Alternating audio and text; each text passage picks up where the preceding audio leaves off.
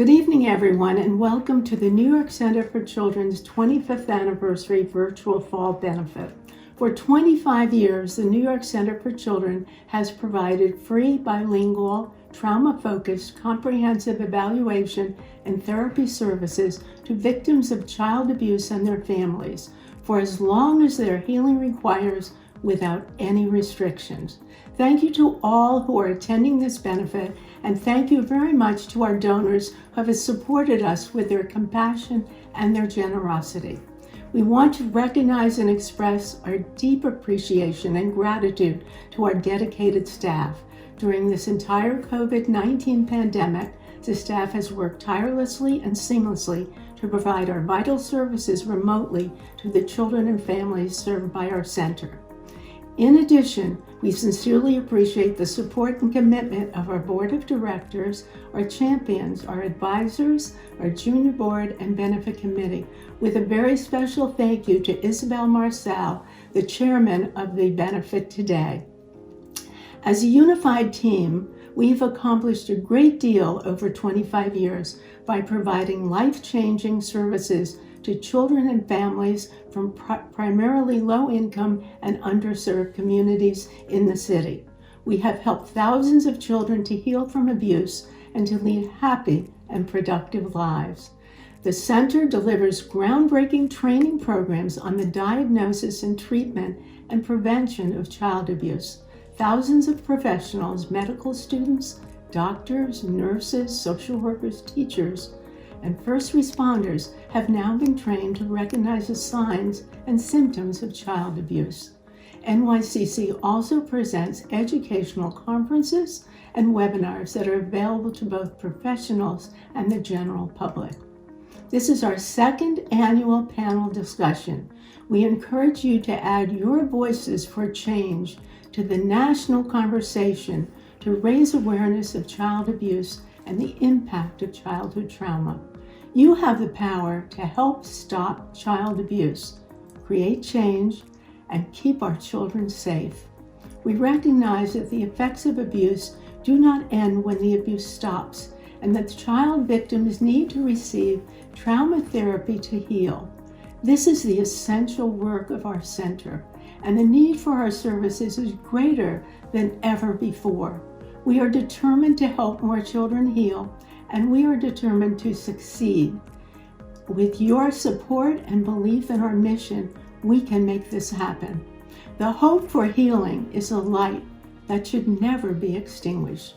Tonight you will learn from our brave and honest panelists about the impact of childhood abuse and trauma. A heartfelt thank you to our esteemed panelists for their participation in this most important and meaningful discussion. It is now my pleasure to introduce Magali Laguerre-Wilkinson, tonight's moderator.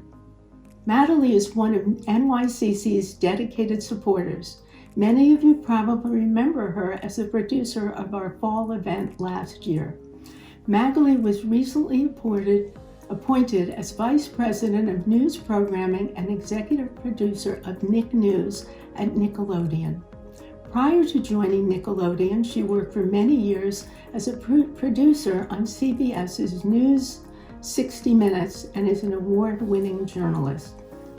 We congratulate Magali for her past success and look forward to her extraordinary work in the future. I want to thank all of you again for joining us tonight. I am proud now to present Magali Laguerre-Wilkinson as moderator of a remarkable panel discussion with our 5 distinguished panelists. Thank you. Thank you so much, Linda, and thank you for all the New York Center for Children does for young people.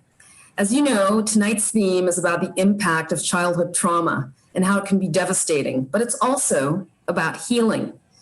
Without any sort of intervention, any sort of abuse can have profoundly negative effects that can last a lifetime.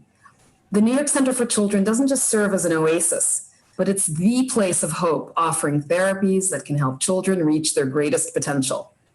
And to help kids reach their potential, we can't go it alone. We need your help. So please follow the chat message on your screen about how you can donate. Also, after tonight's discussion, our online auction will take off and we'll have some pretty cool items. But first off, let's get to it. We have a terrific panel of guests who've all shared their experiences in powerful memoirs.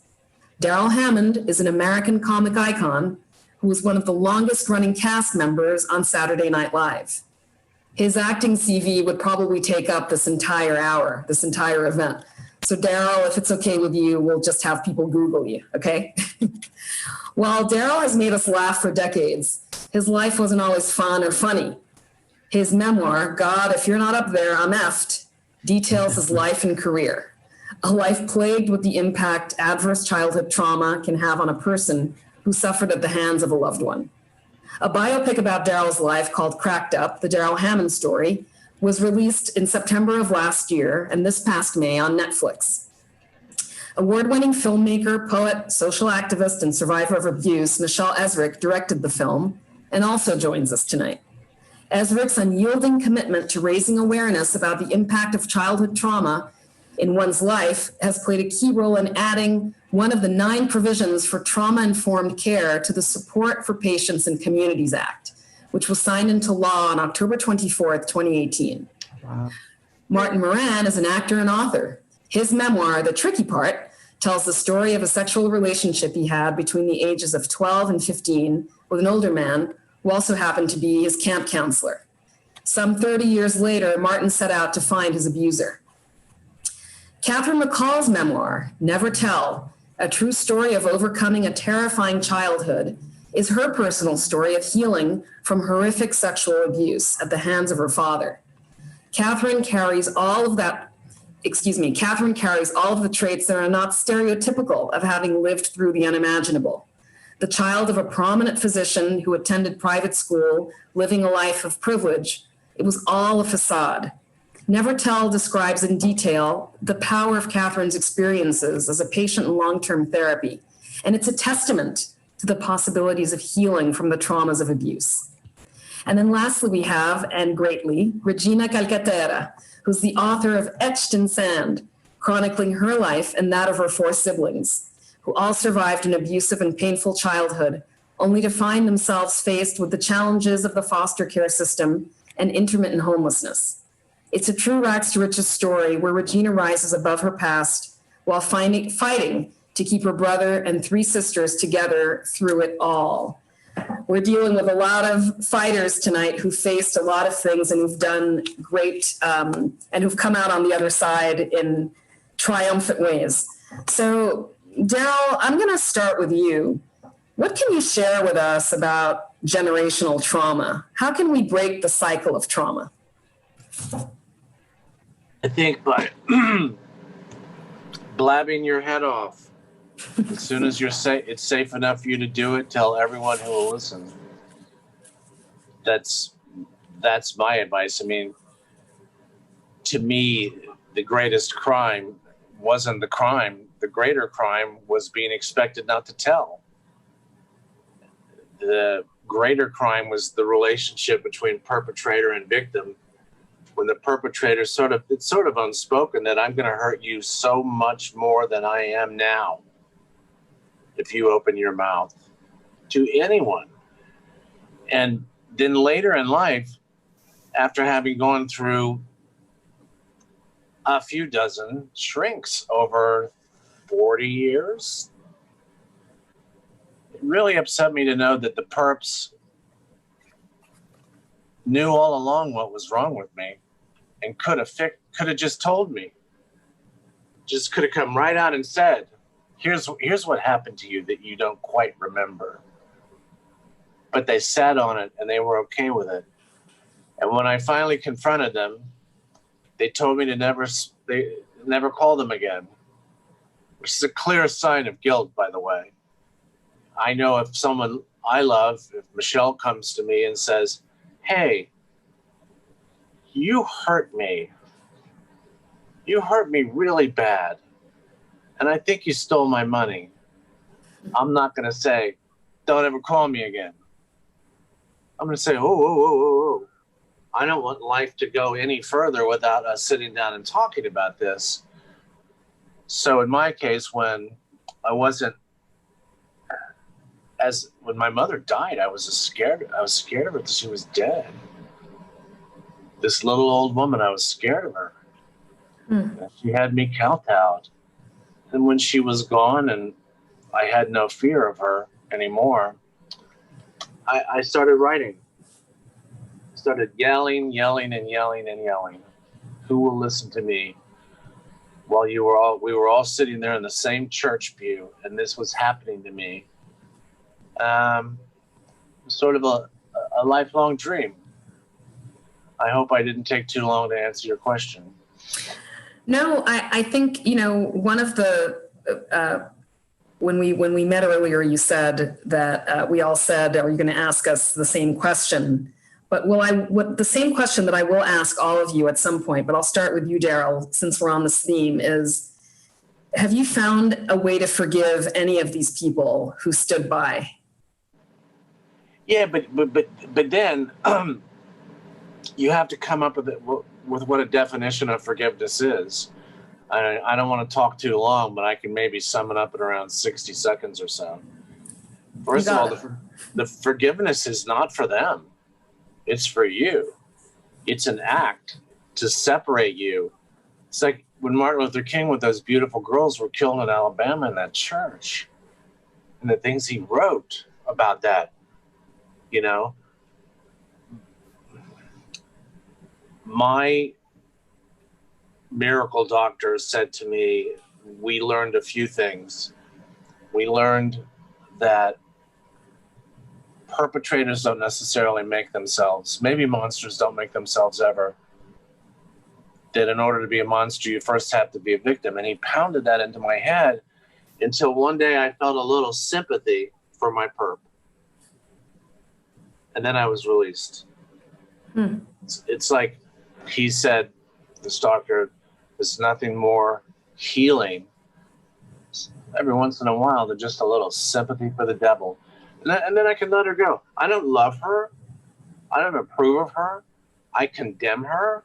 She doesn't matter to me. You understand? Yes. She doesn't matter to me anymore.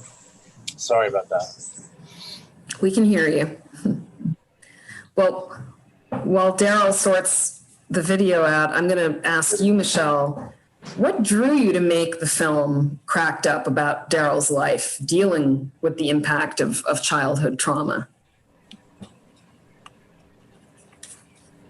You're muted, I think, Michelle. First of all, thank you so much it's really such an honor to be here. The work that the organization is doing is, when I was watching the intro, I was crying, but don't cry, your mascara is going to run. It's so wonderful to be here together with all of you and all of you who are attending, because we need to stick together. This is such untreated trauma is massive.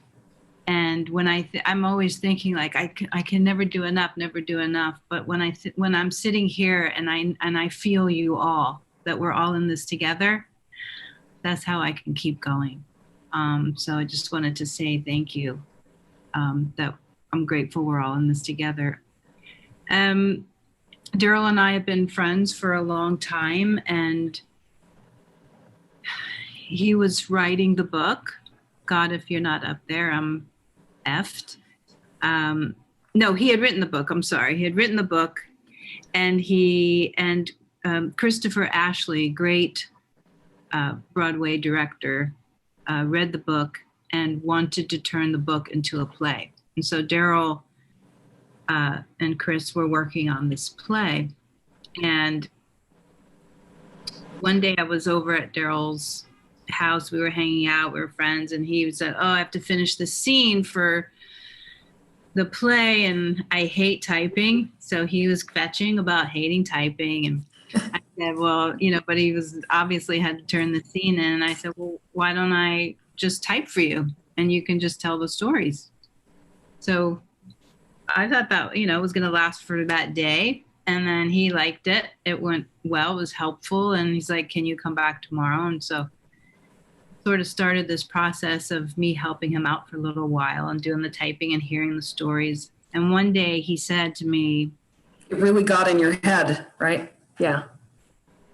and I knew some things, but what made me want to make the film was the day he said, my doctor told me not to call what I have a mental illness.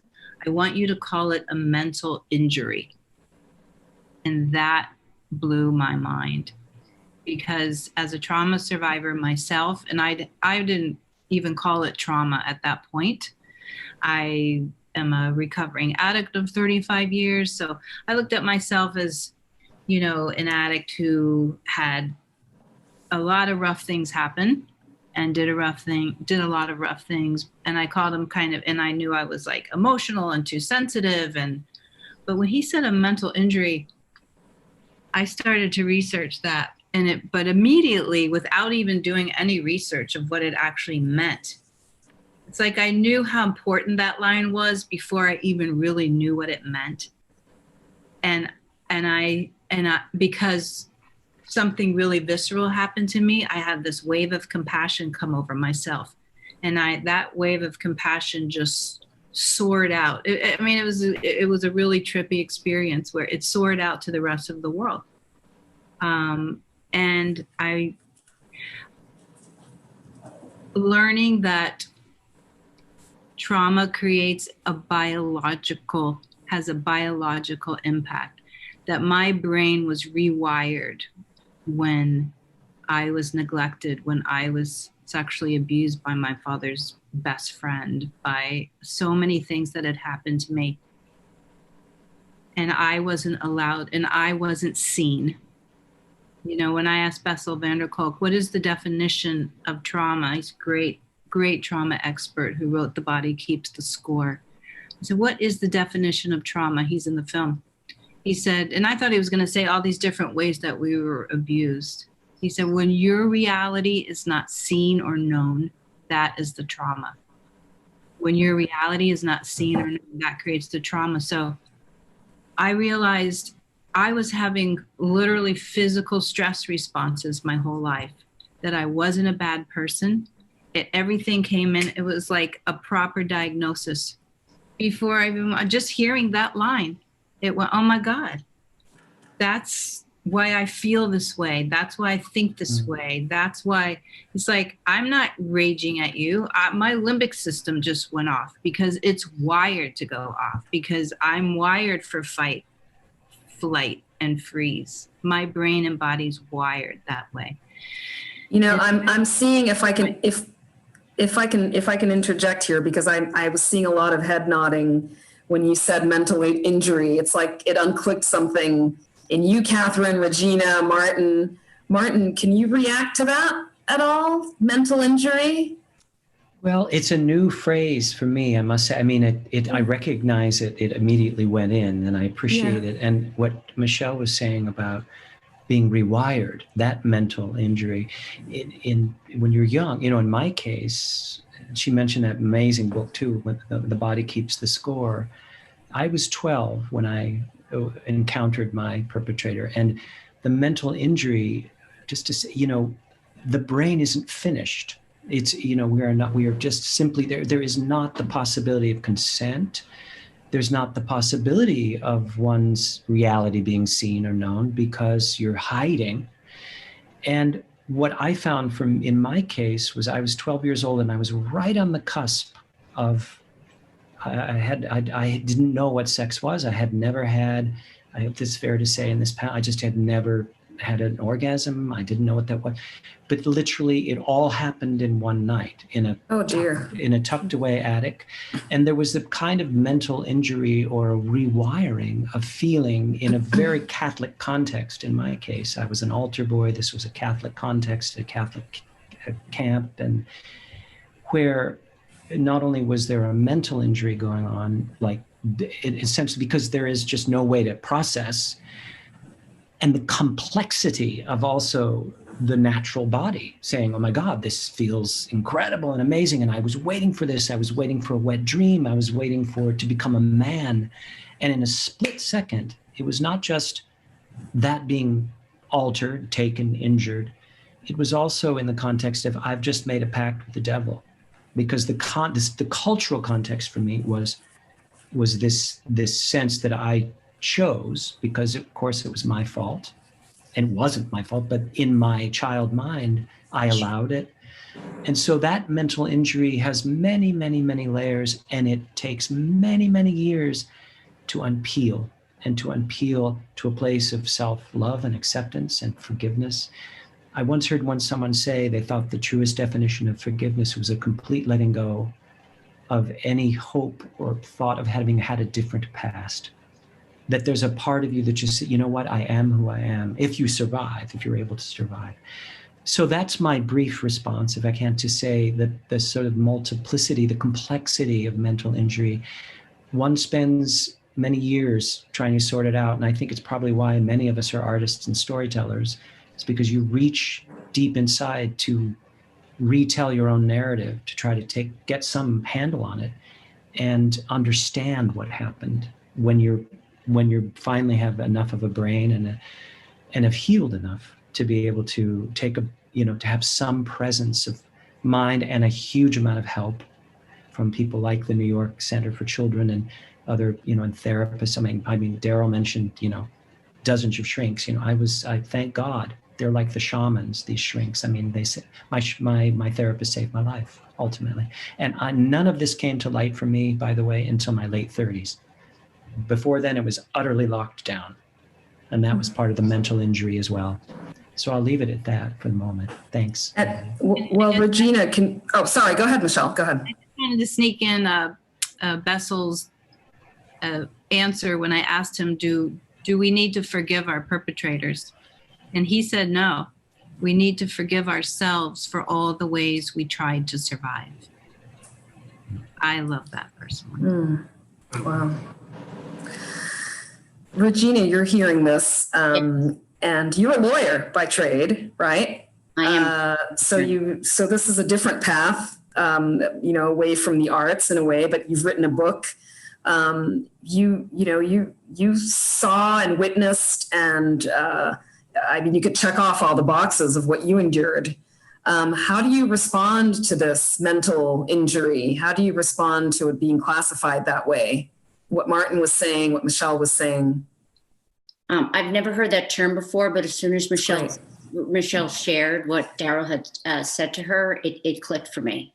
I understood what it was. And anyone who has gone through what the similar experiences that we actually went through, all of us that are on this panel and my siblings, we all are mentally injured. And what it is, it's a traumatic brain injury that lasts forever. And even though it may not be physical, it does reform your brain. And for children who suffer any type of trauma when they're younger, this type of trauma, there are different types of traumatic incidents. There's an incident that occurs one time, and then there is trauma that occurs all the time. If an incident that occurs one time, the child would likely be able to push past it based upon, the support system that they have. But when it's happening to them over and over and over and over again, it's like going home and you're having like a massive lion in your house every day that you're fearing. And that type of trauma is the long-term trauma that ends up affecting children who then become adults that end up suffering from depression and anxiety, PTSD, making choices that are not the best choices either. And it also will impact what their long-term trajectory is, not only on an occupational level and educational level, but also their not only their behaviors, but their bodies, where you have people who've suffered trauma at a young age that are obese, have heart disease, and this has been proven. And I want to go back to that one question that you had said early on, is that how do we address childhood trauma? And Daryl said, you have to talk about it. But there's something else that we could be doing as well, which is what the New York Center for Children does, and began to be incorporated into, educational systems and social welfare systems and law enforcement systems across the US, is something called ACEs, which stands for Adverse Childhood Experiences. And in the 1990s, Kaiser Permanente was realizing that patients that they had out in California had a lot of these symptoms or behaviors that I just described. So they were trying to figure out, well, what was the nexus of all of this? And they realized they put together like a series of questions. And it's basically 10 questions that you would ask a child if if this is going on in their life and there's questions about abuse or the household and what's going on in the household, certain types of neglect. Is somebody incarcerated? Are you seeing your mother being abused? Are your parents separated? Is there alcoholism? It's just very simple 10 questions. And as a result of that, they realize that if they don't, now that they know that so many of their patients suffered this when they were younger, how do we address this with children? Like how do we incorporate that to make sure that our future does not have these adverse impacts of these childhood experiences? So they adopted something called ACEs and then started incorporating that into the healthcare systems in a variety of different states if they choose to adopt it. And in fact, it was so well incorporated into California that Dr. Nadine Burke, who's the very first Surgeon General in California, The state, yeah. one of the very first clinics on ACEs. And now you have states like Connecticut adopting it too. But what we also see in New York State is that we have law enforcement and probation officers adopting it, in addition to social workers and teachers. Because understanding that if a child is acting out or a child is, behaving a certain way, instead, does something improperly, instead of saying, why did you do that? You should really be asking, what happened to you that caused you to do that? Mm-hmm. And this is how we start helping our youth right now. And our youth could be kids under 10, it could be teenagers, it could be young adults, from going down a path that, many of us know, many in the foster care system are abused. When children age out of the foster care system, they age out on their own, they don't have a safety net, and many of them end up homeless or incarcerated or die before they're 24. That's because they have so much trauma that nobody helped them. So even if foster parents are trained about ACEs and how to be trauma informed. So if you think about if we actually kind of build that into various different occupations throughout the US to be more thoughtful, how it is we would be able to better serve our youth out there who's challenged.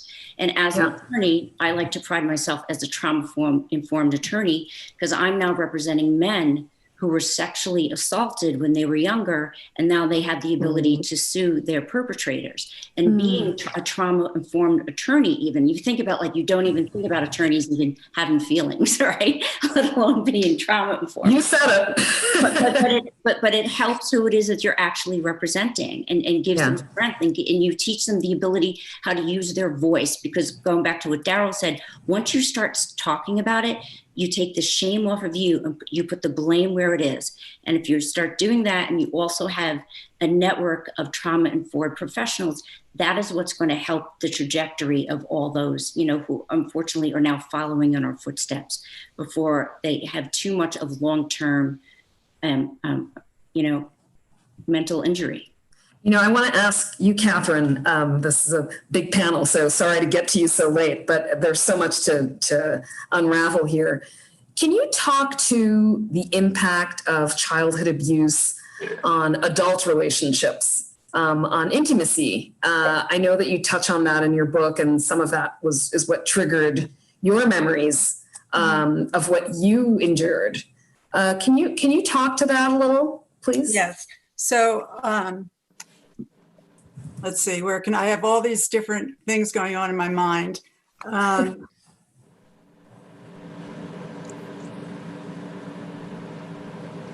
guess I would speak just specifically to sexual abuse, because I was sexually abused from the time I was a little girl until I was 17. And I know that some of the research is that children who are sexually abused, that 2/3 to 90% of them never tell anybody. So we're talking here about how important it is to talk about it. And yet so many do not talk about it, can't talk about it. I'll say myself, I was in therapy for 16 years. And I myself didn't remember the sexual part of the abuse until I was 40 years old, married with 4 children of my own.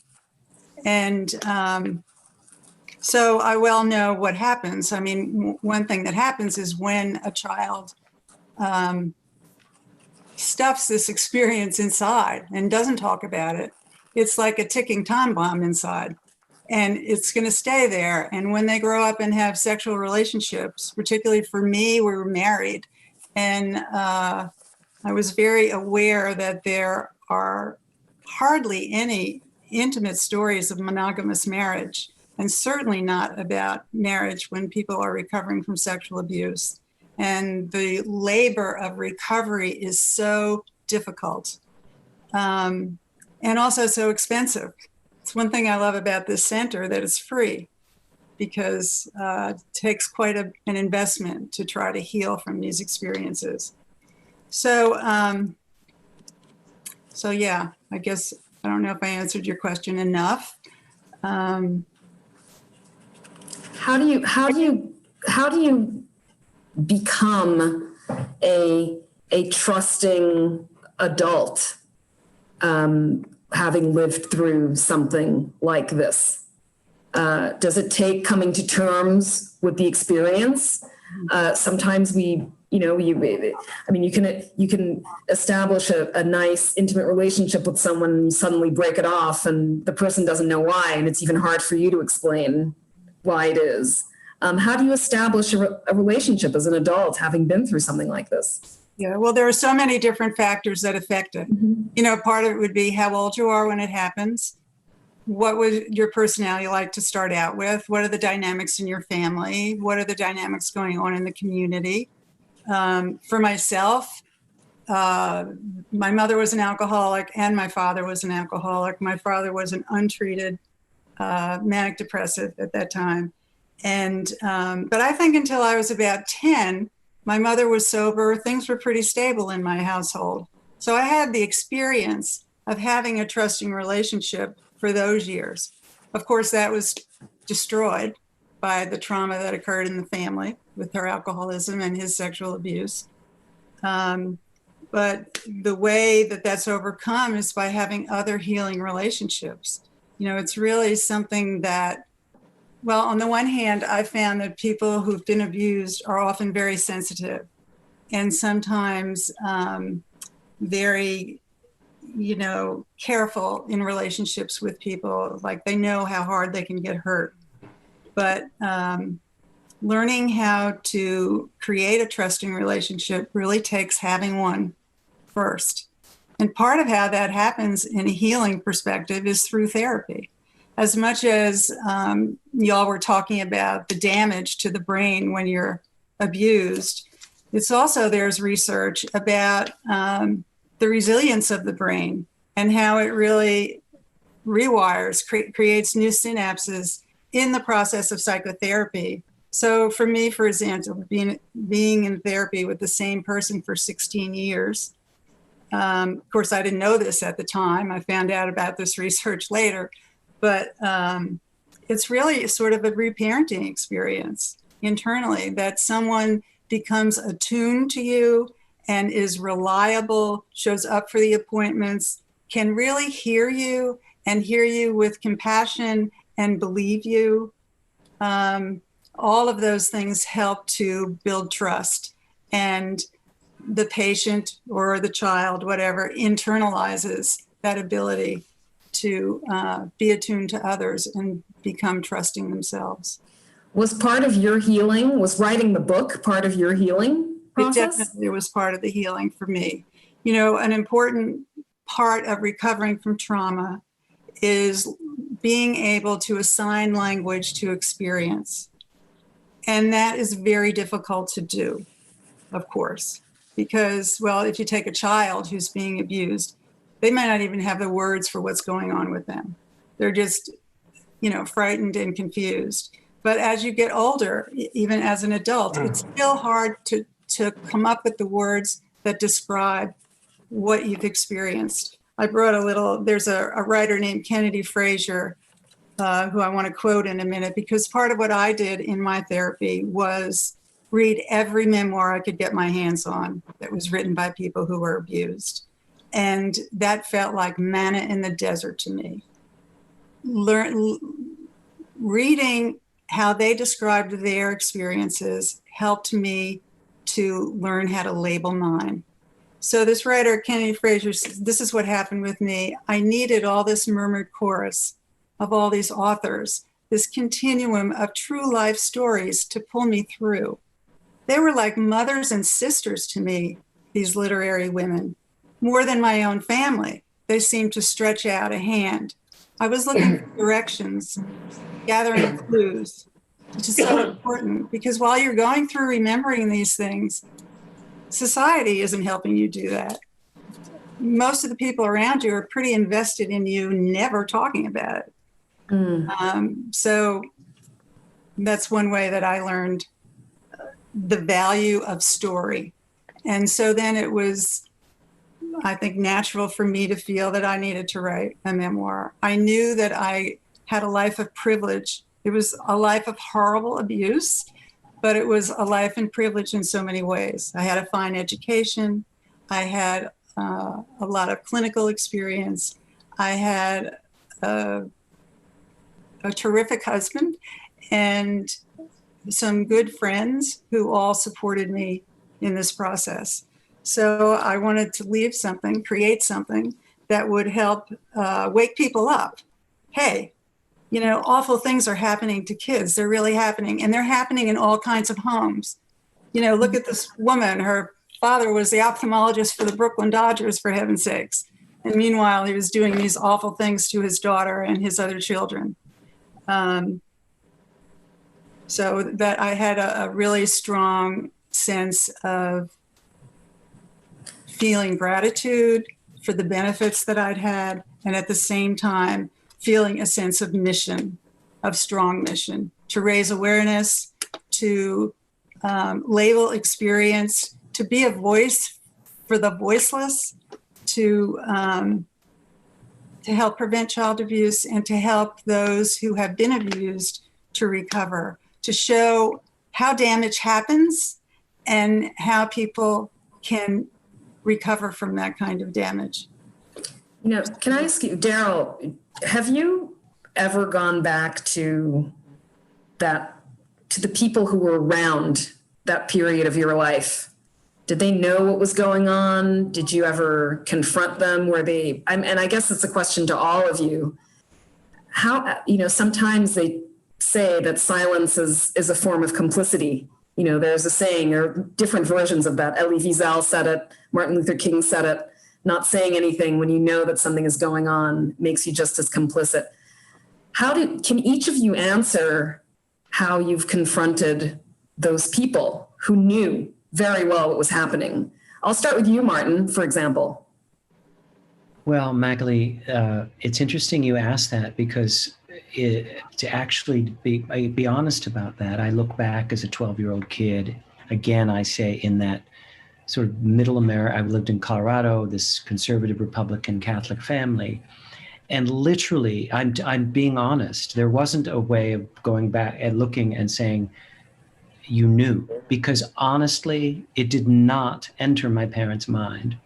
It did not. And what I do feel with a great way, like a tsunami of rage, is basically the systemic structure of the Catholic Church or of many institutions, that this guy was known on some level by some upper, and that's where, you know, and I've not gone back and confronted any of those priests or you know, administrators involved.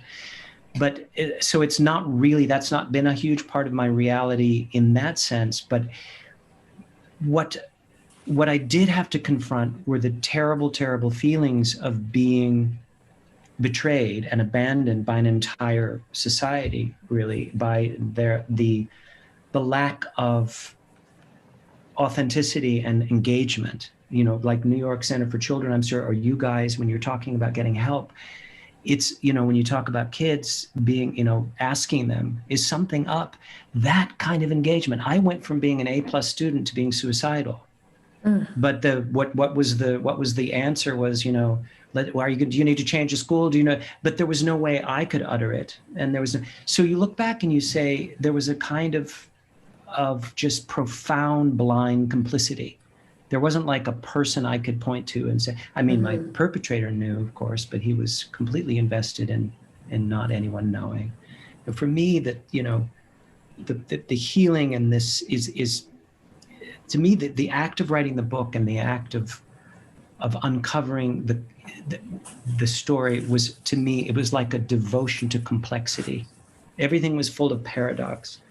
on the one hand, my perpetrator was charismatic and was teaching me about the wilderness, and on the other hand, he was destroying me, and it took me years to sort of unravel that that the complexity of the entire situation is something you try to put into words, give language to, as Catherine was saying, and that pursuit of uncovering the complexity of what was going on is, to me, where I discovered a lot of the healing.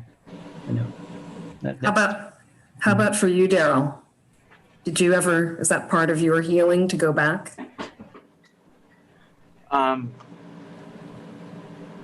The first thing I want to say is that the phrase mental injury alone is still vague enough to get people killed, and to have you look under a microscope for an answer as to why the child is behaving this way. The importance of the phrase mental injury to me is that I'm this way because of an event or series of events, and that there's a perpetrator. Now, maybe I fell out of a tree.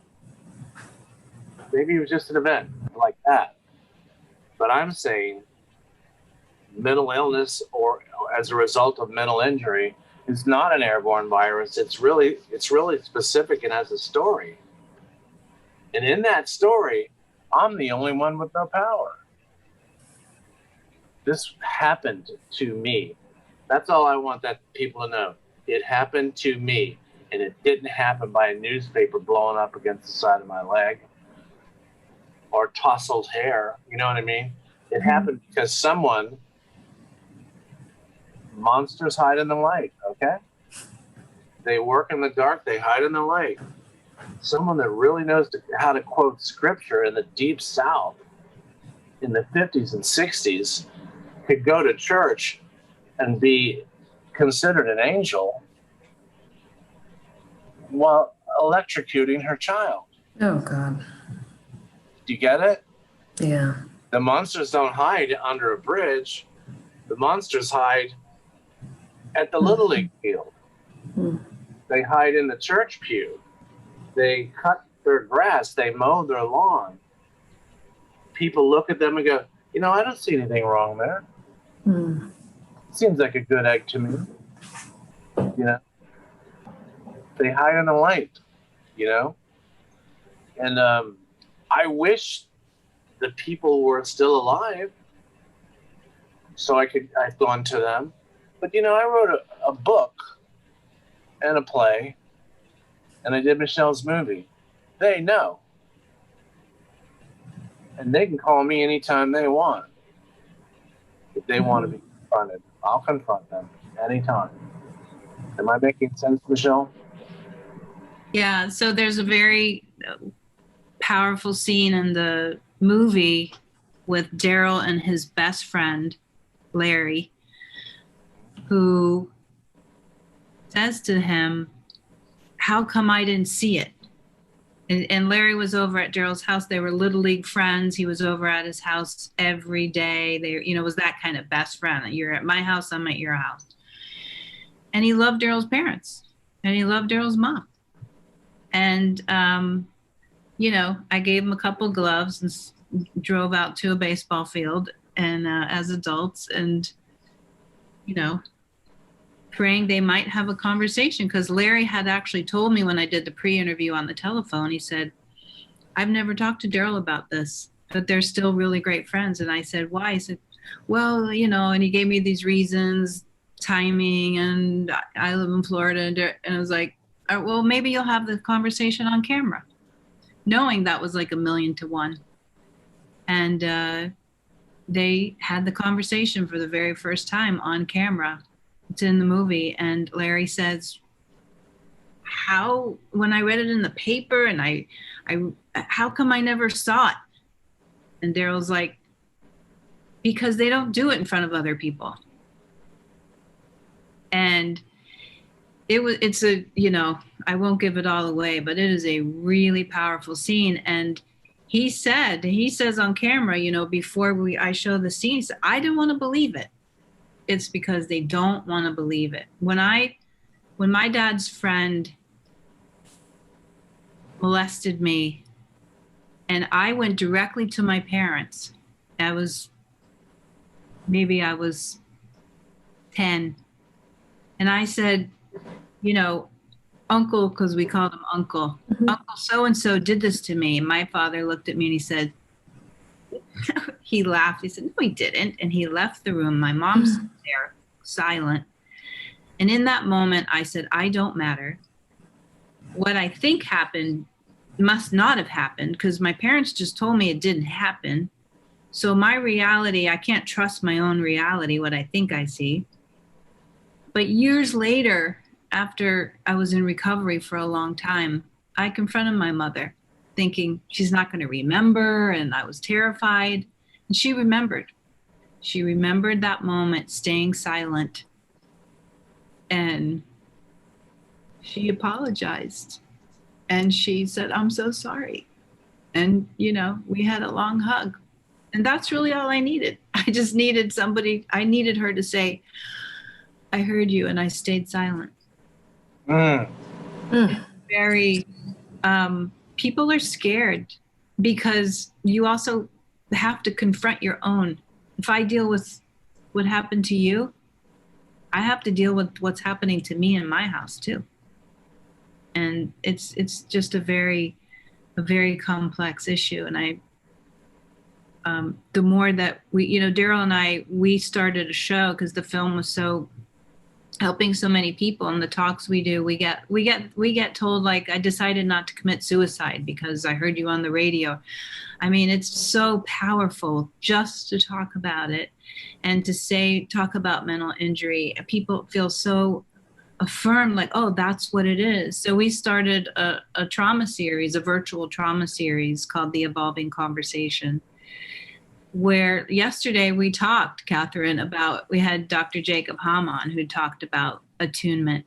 He's this amazing therapist, does relational attunement, talking about trust. And with the right trauma therapist, that really can be the first place that, that I can really gain that I can heal. And we do heal through relationships. So we have to find the people that see us. I want to pick up on that theme, Michelle, and ask you, Regina, because there were so many adults that you interfaced with, you and your siblings, when you were going through this, when you were younger, foster parents, law enforcement, caseworkers, and so on.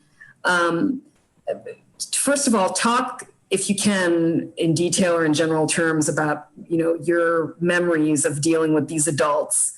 And how would you suggest they better respond to a traumatized child? Because here you have Michelle telling her parents, her father laughs it off and walks off. The mother doesn't say anything. But here you are with people in levels of authority who are being sought out to save you.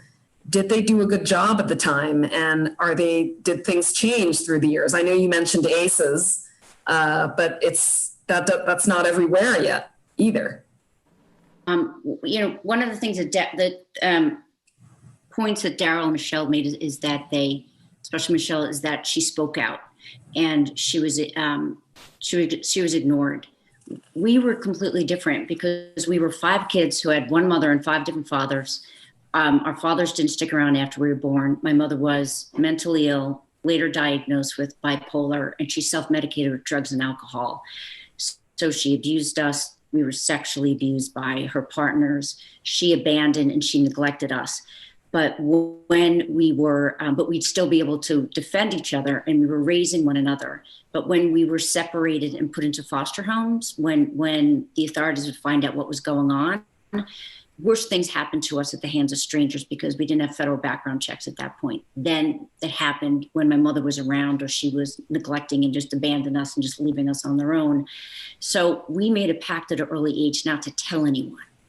So even though there were so many people who were asking questions, I had fantastic teachers that I talk about in my book that were really trying to help us, and neighbors and parents of kids that I would, befriend, that would try to somehow interject and ask questions and leave food, but we would never say a thing because our worst fear is that if we actually told someone what was really happening, that we had to steal food to eat and what was going on with the physical abuse and the sexual abuse, is that we would have been separated again. And that was our worst fear. So we made a pact not to tell anyone. So it's actually the opposite of some of the experiences here, is that the difficulty that those had, I mean, the system was different at the time. They looked differently at children, especially those in foster care, who are just painted with a bad brush. And people think that kids in foster care are bad kids, but they really had bad parents. But back then they thought, we were bad kids. So that was just a general bias that was out there. But we didn't do anything to really give any information for people to help us. So that is what the New York Center for Children does, is not only helps children heal, it helps them speak out, like to start telling what actually happened, which they need to do before they actually heal. So that's a challenge that those in positions of authority who can actually help children can help a child have, is that sometimes the kids don't open up. And what do you do if the child is not going to speak? And like I said, that's what the New York Center for Children helps occur. But as far as, the foster care system and social services, it has changed. I mean, women like my mother we would be, just a small example, my mother would like keep us in a car or take us into a bar. Now, if that happens, the parents arrested. Back then we'd be given like little Shirley Temples and we'd be put on a stool. So, and my mother, illegally removed my siblings out of foster care on Long Island and took them to Idaho. This day and age, that would be deemed to be kidnapping. Back then it was like, oh, well, she had 5 kids. Now she only has 2. Maybe she could do better off with 2. So it's just a different kind of thought process as far as, looking at the parent as a bad parent. But one of the things that has changed in the foster care system is that there is a heightened awareness of, even in social services and in the educational system, because quite frankly, the teachers are the ones who are the front line for children in need. They see them every day. They probably know them more than some of their parents actually know them, is that they have mandatory reporting that they have to do if they see that a child is abused. And that is something that has changed. But what hasn't changed is how we deal with kids who are traumatized. Like we said, like ACEs has been incorporated, but hasn't incorporated every single place where it should be to try to help these kids before they end up going down the wrong path. And as far as the foster care system, one of the things that has changed, there's a very positive movement over the past few decades, really since the 1990s, is that kids who are going to be placed in foster care can be placed with family that is not their parents. It's called kinship care. And if you take a child that is abused, abandoned, and neglected, and then you remove them from their home and put them in with strangers, they're being further traumatized. So at least to be able to allow our children who are going through this and that are removed to be placed with relatives that are checked out, meaning like there's background checks that are done on them, helps relieve a lot of the trauma. And some states have now passed laws, including New York State, that it's not only limited to parents, that if there is an adult in the child's life, it could be a teacher, it could be a coach, it could be a neighbor, that is cared for this child and is willing to step up to be the foster parent, they will immediately put that child with that person. Do a background check. And again, that reduces the trauma. So you're not just dealing with the physical trauma, but you're also dealing with the placement issue. So those are some positive outcomes. But one thing that really hasn't changed is how we treat our older foster youth. And right, that's a point too. Right, yeah, the stigma. Yeah, no, I aged out of foster care. Kids are kicked out of foster care at the age of 18 or 21 across the United States because their foster parents don't get paid money for them anymore. They have no safety net. They are desperate. They end up homeless. They end up drugs, prostituting, and a lot of them end up in jail. So they go from one institution to another institution. And if we actually put some time into getting to know these kids, helping address their trauma and trying to find one adult that would commit to like helping this youth to be their mentor or be their parent, it will make a difference. Is that what happened? I have to ask you this. You said you aged out of it. You're talking about the likely scenario of where someone would have ended up, at 18 or 21 in jail or dead. How come you're here with us? Because I had fantastic high school teachers that found out I was a foster kid.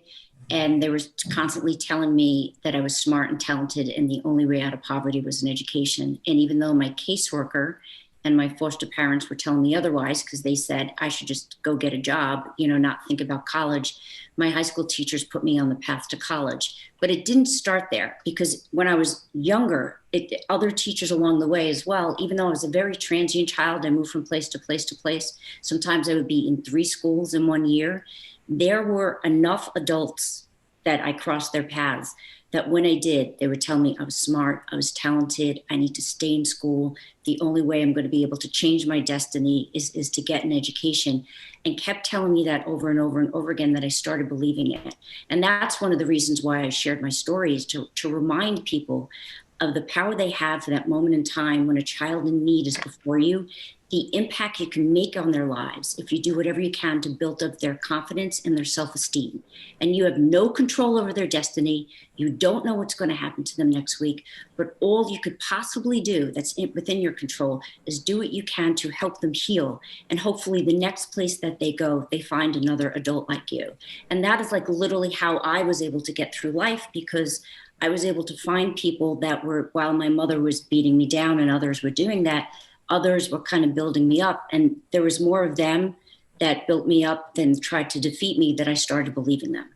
And that's the only reason why I was able to pull myself up and out. Is that the common denominator a little bit with all of you? Is there that one person that you've met along the way that kind of shifted things for you? I see you, Martin, nodding. Do you agree?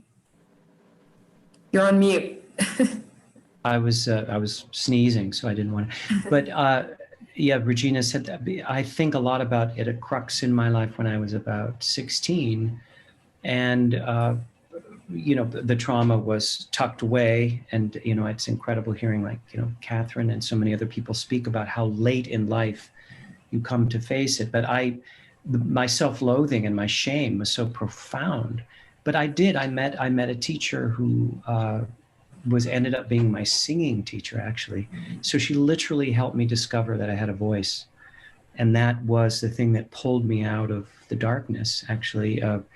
And there was a way in which someone looks you in the eye and says, you are a deeply special soul, and you have a journey in this life, and you have a gift from God, or however, she put it. And she would give me these books that had to, that were like from mediums who were channeling other voices from the other realms. And I was a Catholic kid, going to mass 7 times a week at a Catholic boys' school. And she just changed my life. And ultimately, I discovered the theater, and I had the blessing, if you're not utterly dismantled by this, what happens to you when you're young, this darkness and this trauma, that to find a place where you feel you're connecting and reaching out, and you're able to find this kind of love and healing and acceptance. And that did indeed happen to me with a woman named Winnie Magoon. Great name. Winifred Magoon, yeah. So, Catherine, did you have that in your experience? Well, I'm sitting here thinking there were many people, actually. Growing up in Brooklyn, you have neighborhoods. Yeah. People know you. They're looking out the window. They're seeing what you're up to. The school I went to I had a good community of friends that I went from first grade all the way through high school with. And I married a good man from a good family who actually lived down the street from me. So I was kind of fortunate in where I was born and the people around me. I also had my grandmother. I was close to my grandmother, and she was a big influence on my internal world. And was she your father's mother or your mother's mother? She was my mother's mother, and she was a strong person. And I don't know, we just had a good connection. I also grew up Catholic, so I totally get what you're talking about, Martin.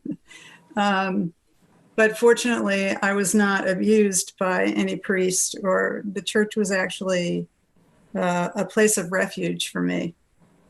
It was a place where I could learn about the power of love. And I know that not everyone experiences that at church as a child, but I certainly did. So that was helpful. And like you, my education meant so much to me. My elementary and high school and even college. I didn't even want to go to college. And I was only allowed to go to my mother's alma mater, which was Georgian Court College in Lakewood, New Jersey, which is now a university. And it ended up being so good for me. It was a women's college, and I could have leadership experiences that I wouldn't have had in a co-ed school. There are many factors that were there before I got into therapy with Marianne Armour. Put you on the path to healing. Yes. How about you, Daryl? Was there a person along the way or as an adult that kind of unlocked things? Well, I think when I was growing up, I had a housekeeper that loved me. Yes. I think that's the first person that gave me. It's Myrtis. What was her name? Sorry. Murtis. So I was getting hugs, and I was getting real pure love for a few years, 4 or 5 years, while all of these horrible things were happening. So that would be Murtis would be number one, and the other would be later in life, Dr. K, who walked in here and said, you're this way because of something that happened. And then once we identified the perp, I was interested to hear Catherine say that she didn't know her whole life who did this. Is that correct? That is correct. What I knew was my father was psychologically abusive to us, emotionally abusive to us. But I didn't even remember being sexually abused until I was 40. And a constellation of triggers occurred in my life. And I had a flashback and then just a cascade of memories and flashbacks and PTSD for several years. Interestingly enough, it happened during my mother's demise, which I was overlooking. I wasn't taking care of her, but I was overlooking her care. And my father had always told me, never tell anybody, or I'll tell your mother, I'll kill you, and I'll tell your mother that you committed suicide, and that will kill your mother. So, when she was finally dying, I guess I was free to tell anybody anything. It wasn't going to kill her, what I said. Yeah, I have 100 icons on my computer screen, and let's say over 40 years while I was looking for, that's 35 years while I was looking for answers. If there was a picture of my mom in the upper right-hand corner, I never would have looked there. It wasn't until I found this doctor who's ahead of his time who already knew in advance what he was looking for. You know what I'm saying? But I find it interesting that there's another person who didn't quite know who it was until later in life. So, no, that is interesting. What happened to? I want to know, Daryl. What happened to Murtis? I don't know. I understand that. I know that there's a phone number for her. She may be still alive, and my shrink, I haven't worked with her yet because I don't want to go through a thing. A, if I call her up and she doesn't remember me, or B, if I call her up and I don't matter to her, like to me, she's a god. You want to keep her in that realm. Yeah. She's Madonna. She is a Madonna. I don't want to go down there and not mean so much to her. And maybe it's not even her. That in itself would be a big disappointment. All I know is someone sent me a number one time. If she were alive, what a way, and remembered me, what a great way to end my life. The last, say, third of my life. Be a wonderful thing. But I haven't been, like when Michelle wanted to go into my house with me, I worked on that for 4 years. I worked with doctors for 4 years to prepare for that. So with Murtis, I would want to prepare. Boy, I don't know if God could be so good. I just don't think God could be that so good, but maybe. Well, we want to know about that if and when you come to that point. Martin, you've often referred to your writing, your storytelling, as spiritual work. I want to ask you why, and also you also talked about how you grew up Catholic, as did I, and yet I hear about this person from this institution that caused enormous harm, and yet you're still drawn to it and you're still spiritual. You're not cynical. How did you find that strength? You'd be allowed to be angry. I'm just saying. How did you decide to go the other way? It's not like going the other way or one way or the other. The anger is there and the love is there and the disgust is there and the wonder is there. Again, it's somehow for me, a lot of the healing, a lot of the spirit is this journey sort of toward non-duality. Even talking about monsters and victims is very to me, it's like somehow it's in the complexity of what happened to me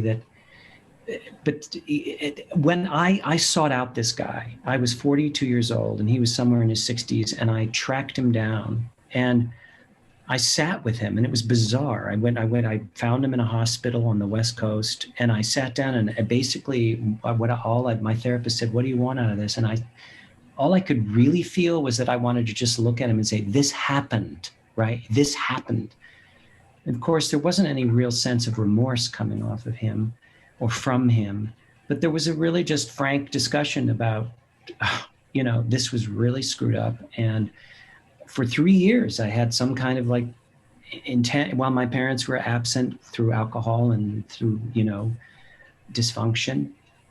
He took a central role in my life as I went from being a kid to a young man. And it was a lot to unpack. And when I say that it's a spiritual journey, I think probably all of us in one way or another, that when you have something that impacts you so deeply, it's like it's in your body and it's knocking to be understood. It's like an imperative that is saying, what happened? And can you figure out what happened? Somewhere in that pain, if you can survive it, you're also uncovering God. You're also uncovering in that wound, in that ache, it is also the kind of mystery of being human. I feel like there's no way to put it in words, but it's like you're circling an unsayable mystery about what it is to be embodied, to be a spirit in a physical form. And when something so violent happens and your physical form is in such pain, somewhere humming within you is a sense that I am somewhere spiritual as well. And that comes from my Catholic upbringing. It comes from so many human traditions of understanding ourselves as vessels, as souls on some level. And when you have mental injury, soul injury, with those words we've been talking about, it becomes, for me at a certain point, it became an absolute delving into a central question. What is forgiveness? What is love? Why are we so awful to one another? Why are we so beautiful? We're so inspiring and we're so horrible.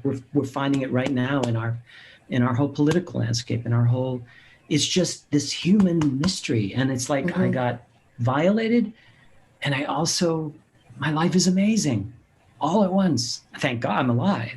It took me a long time to get to this place of self-love. It's a constant journey. But to me, that is a spiritual journey. It is an uncovering of love. Michelle, on this theme of everyone's work and profession, I want to ask you back to the film again. You spent, if I'm not incorrect, many years on this film. And it's to great acclaim. It's a huge success. What was your biggest takeaway, and what do you want people to know? I want them to know what Martin just said. Martin just said, I can't find the words, but Martin, that was pure poetry, what you just said. because Thanks, Michelle. pure poetry, and I want to have a transcript of it. It's seriously, it's absolutely beautiful because I can hold the wonder and the pain At once. right at once. So what I want people to know is I want people to love themselves and hold whatever it is they're going through. I'm 35 years in recovery, okay? And I've been at this for 35 years. And 2 months ago, I had flashbacks. Like I thought I had remembered everything.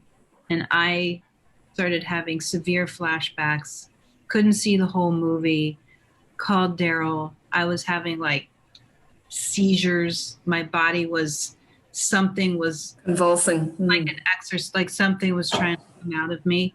And the whole story still hasn't come out. I had to like deal with it for a little bit and then let it go. But if I didn't have the context of what Daryl went through and learned about flashbacks and learned about the body, it was like, really? Wow. This is, yet another one, and yet another horrific story coming out. But I was terrified at first. And one of Daryl's doctors who I called, because I called him and he goes, well, you just so happen to know the greatest trauma doctors in the world that you can call right now. But this amazing doctor, Gwen, she said, Michelle, this is recovery. And it just switched in me instead of like, this thing is happening to me. And then the pain, because when I feel that kind of a pain, I don't want to be here. That had been my experience up until this point. And it hits a pain in me that is like unbearable. And then Eve Ensler, many of you might know Eve Ensler. She's our guest next November 11th. And she wrote a book called Trauma and the Apology. But she said, because I was like, I don't want to be here. I can't take this. And she just said, Michelle, the pain is a memory. And somehow that shifted something in me, a deep pain. And I just want to say that because suicide is up about 50% right now. Overdoses are up about 50% right now. The stress, the uncertainty, there's so much happening in the world that is triggering, especially trauma survivors. And holding the pain and knowing that pain isn't something that's happening to me right now, but that pain is a memory. And that, that there, Bessel says in the film, we know how to treat trauma. We know how to treat trauma. And that's an amazing thing. And that's why I'm constantly like, trying to work on this and talk and speak about ACEs. And we do our series, Regina, with Jane Stevens as our moderator, who is, founder of ACEs Connection. And, and so we're constantly just trying to get the word out there, but it's like, we can heal, we can recover, but we have to do it together. So I'm going to ask you one more time as we're wrapping this up. If you could tell me briefly, Regina, you mentioned before that your coping mechanism with your siblings was to keep it all in, was not to talk about it, just keep it amongst yourselves. But now you've written a book, right? And you're talking about it. What prompted you to finally, now you're an adult, so you don't have anyone to fear, but how did you get to that point? If you can tell me in brief, to publish your story. Well, I've been affiliated with an organization called You Gotta Believe that works to get older foster kids adopted or find them forever homes. And there's very few organizations like them in the US. And I realized when I started telling prospective parents about my story, so they could start looking at foster kids differently, maybe drop, some of their biases about potentially like adopting a foster child, that it had an impact, and it was helping this organization open up, people's minds about older foster children. And, we just need a safe place to put our head down. And after seeing the impact that my story had on those that I was speaking with, I just felt like maybe I could help others out there, open up their mind about, the plight of foster children. And, but, along with that, like just raise awareness about the plight of kids who are abused and abandoned and neglected and the trauma that they suffer, but also show, because that's one of the two reasons I wrote the book. I told you this, that one of the reasons before is to remind people of the power they have, when for that moment in time, a child needs before you. But the other reason why I wrote my book is once I realized the power of my story and how it was impacting them, others, adults, prospective parents, what I want to do is actually share it with kids who were dealt bad hands, because all of us were dealt bad hands when we were children. And there are so many other kids out there, in the world that are still neglected, abused, and abandoned. But at least for those here in the U.S., I wanted to say, yes, you're dealt a bad hand, but you're dealt it here. And there are enough resources to pull yourself up and out if you know how to navigate them and if you believe in yourself, which is not their job. Like, we need adults to make them believe in themselves and build up their confidence. But I just want to show them there's a pathway out. It's messy. It's going to take a long time. It's going to take 30 years maybe to pull yourself to where you got to go, but you just have to keep one foot in front of another and keep moving forward, because one day you will be the one in charge of your destiny. And then all of it just goes away. And that's what I want. Not completely, but you are now the boss of your future. And I wanted to take my story and just show them that, this happened at a time when there were very little resources and we didn't have a voice. And now there are so many more avenues for youth to get, assistance and help and resources that are out there. And so that's what actually led me. It was like a series of events, realizing with a small community of parents about how I was changing their minds and changing their hearts, and then wanted to see if I could do that for others. I think that's a perfect message to end on, really. I mean, I could keep talking to all of you. I can't thank you enough for your courage and your candor, and you're inspiring so many who are stuck in the darkness right now forever, who think this is forever. I think you're a testament that they too can come out of it. So I'm going to wrap things up, and certainly not to make light of the topic at hand. I want to thank you, Catherine, Martin, Michelle, Regina, Daryl, everyone, the New York Center for Children. Continued thanks for what you're doing. And again, not to make light of the topic at hand, but we do need your help. So please donate. And also know there's a silent auction kicking off right now. So you can browse over 60 different exciting things, like an iconic photo of Bianca Jagger by famous photographer Rose Hartman, a weekend at the Peninsula Hotel. I can use that, and even some tennis lessons. I can use those too. But the auction will be live until November 15. And I want you all to stick around to hear the Cracked Up theme song, Hide the Hurt, written by legendary Diane Warren and performed by Macy Gray. I just appreciate all of you being here tonight, and here's to continued healing. And thank you so much. Thank you so much. Thank you, Natalie. Thank you. It's great to be together. Bye-bye. Bye. Long sleeves, it's 100 degrees, but it covers up what is underneath. Sunglasses on, but there's no sun outside. You say the reason is 'cause the light hurts your eyes, and you walk into a door again last night. Funny how that keeps on happening. When they ask about it, you just lie about it, and you had the hurt, and you had the pain. When they ask how you doing, you say you're okay. With the tears and lies, cover all the scars,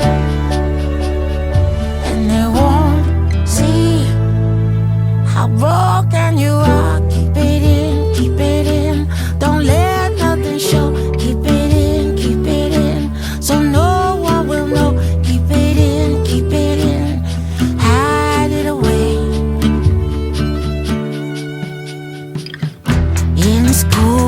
just keeps to himself. He goes home every day to a home that is hell. Learn not to fight and you learn not to fear, but the bruises inside are the ones that don't heal, and they hit you more the more you ask them why. And you're too ashamed to tell a soul when they ask about it. You don't talk about it, and you hide the hurt, and you hide the pain when they ask how you doing. You say you're okay, but the tears and lies cover all the scars. They won't see how broken you are, but soon there'll be a day that will come when you're gonna say you had enough, and they will cross that line. For the last time, for the last time. You won't take the hurt, you won't take the pain. They'll never know how you do it. Yeah, 'cause you'll be okay. There'll be no more lies when your pride restored, and you won't hide the truth anymore. But soon there'll be a day that will come when you're gonna say you had enough, and they will cross that line. For the last time, for the last time. You won't take the hurt, you won't take the pain. They'll never know how you do it. Yeah, 'cause you'll be okay. There'll be no more lies when your pride restored, and you won't hide the truth anymore. Keep it in, keep it in. Don't let nothing show. Keep it here.